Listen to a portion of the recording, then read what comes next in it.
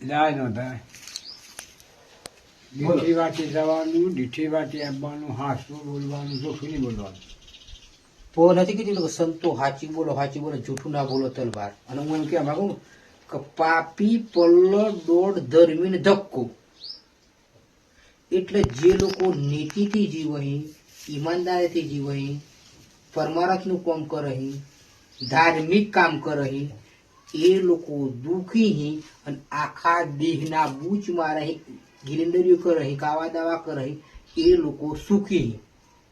અને જેસલ ટોરલ જાડેજા અમે જે વખતે કે પાપ તારું પોકાળે ધરમ તારું સંભાળ. વાહ વાહ વાહ વાહ કે ધર્મ તારો સંભાળ છે. એ વખતે દુઃખનો ગુણો ગાય એમ દુઃખ નરવણ થાય. આમ આ લોકો શું ઉભું કર્યું? ખોટો પાપનો કર્મો કરો ને પછી ગંગા, જમુના, ગોદાવરી, ગોકુળ, કાશી, મથુરા, વૃંદાવન એમ પાપ ધોવા જોઈએ.